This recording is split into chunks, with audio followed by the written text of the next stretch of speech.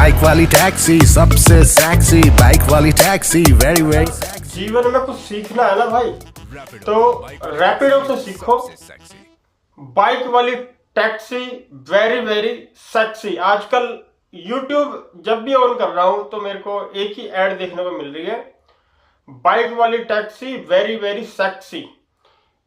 भारत के अलग अलग राज्यों में, दिल्ली समेत भारत के अलग अलग राज्यों में बाइक टैक्सी की जो गर्दन है वो लटकी हुई है। उसके बाद भी कंपनी नई नई एड्स चलाकर नए नए कस्टमर्स को लाने की कोशिश कर रही है, नए नए कस्टमर्स को बना रही है, जबकि कंपनी को अपने पुराने कस्टमर्स को रोकने पर कोई भी ध्यान नहीं है। पुराने कस्टमर्स को वो किस तरीके से रोक सके। वैसे तो आप सबको पता है कि बाइक टैक्सी बुक वही करता है जिसके पास, जहां पर पब्लिक ट्रांसपोर्ट की सेवा नहीं है। अगर मान लो किसी कस्टमर का काम 10 रुपए में हो सकता है तो वो उस काम के लिए 30 रुपए का खर्चा नहीं करेगा।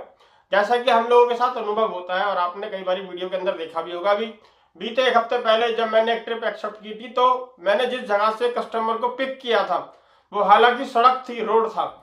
मैं बड़ा खुश था कि यार मैं रोड से पिक कर रहा हूं, और ड्रॉप ऐसी जगह का था जहां पर अगर उसी कस्टमर को पहुंचना हो तो पब्लिक ट्रांसपोर्ट भी कम से कम 3 बदलने पड़ेंगे।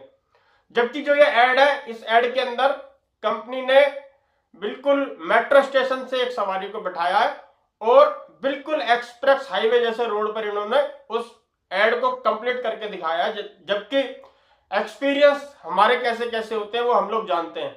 तो सबसे पहले तो भाई देखो, कंपनी से आग्रह है कि भैया जो आप लोगों ने इंसेंटिव को इतना बुरी तरीके से गिरा रखा है, आप 2 ट्रिप पर 7 रुपए के हिसाब से इंसेंटिव दे रहे हो और जो वीकली इंसेंटिव है वो भी धीरे धीरे कम होता जा रहा है। जहां तक देख पा रहा हूं 50-60 ट्रिप पर आप 400 रुपए के आसपास का इंसेंटिव दे रहे हो, तो इंसेंटिव आपका गिरता जा रहा है और किलोमीटर का रेट है वो भी गिरता जा रहा है। कई बार हमने देखा है 6-6 रुपए, 6.5 रुपए तक का किलोमीटर का रेट आता है। उसके बावजूद भी तरह तरह के कस्टमर्स है, कोई हेलमेट पहनता है, कोई नहीं पहनता है, यहाँ तक कि चालान का भी हमारे को कितना खतरा है।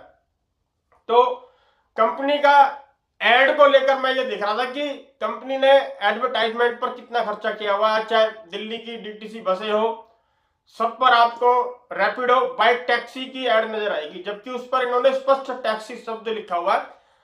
जबकि हालात क्या है वो आप सब जानते हैं। दिल्ली की चाहे स्टैंड्स हो, दिल्ली के ऑटो हो, ऑटो पर भी आपको रैपिडो की एड्स देखने को मिल जाएगी। और तो और यहां तक कि आपको दिल्ली के अंदर जो ई रिक्शा चल रहे हैं उसके पीछे जो स्टेपनी बंधी हुई होती है उसका जो कवर है उस तक पर भी आपको रैपिडो बाइक टैक्सी की एड देखने को मिल जाएगी। यानी कि कंपनी को कोई फर्क नहीं पड़ता, किसी कानून से, किसी पॉलिसी से कोई लेना देना नहीं है। कंपनी को अपने राइडर से भी कोई खास लेना देना नहीं है। राइडर की फीडबैक भी नहीं कंपनी लेती है कि भाई चलो आप किस हालत में है, कोई आपको हमारे साथ समस्या तो नहीं है। इनका कस्टमर के जो कस्टमर बेस है वो भी कैसा है आप बिल्कुल सही तरीके से जानते हो।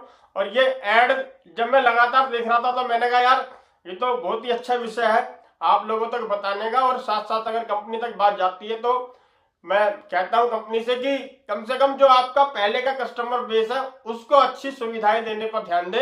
नए कस्टमर बनाने से की बजाय जो नए कस्टमर्स बनाने के लिए आप लगातार जो एड्स चला रहे हो उससे अच्छा ये है कि आप सबसे पहले अपने राइडर्स को मजबूत करें और जो पुराना कस्टमर बेस है उसको सही करें। क्योंकि हम लोग तो लगातार बाइक टैक्सीज करते हैं, हम लोग सर्विसेज पार्सल्स वगैरह भी करते हैं। हालांकि अभी इस वक्त मैं घर पे बैठा हुआ हूँ, काम वगैरह नहीं कर पा रहा हूँ क्योंकि आपको पता है कि मेरी भी हालत जो है खराब है, पैर में दिक्कत है, फ्रैक्चर एक्सीडेंट वगैरह हुआ है मेरा। और बस ये है कि यार एड बाइक वाली टैक्सी वेरी वेरी सेक्सी। यार ये वाली वीडियो बस एक छोटे से इसी पॉइंट पर मैंने बनाई थी कि यार आजकल एड्स बड़ी आ रही है इनकी। हालांकि और किसी कंपनी की इतनी एड्स वगैरह देखने को नहीं मिलती है। तो ये भी एक सीखने की चीज है कि यार इंसान को कभी भी हिम्मत नहीं हारनी चाहिए, चाहे हालात कैसे भी हो। हमारे को सिर्फ आगे बढ़ते रहना है और आगे चलते रहना है। और कंपनी को भी बताइए। वीडियो वाली यहाँ तक, धन्यवाद।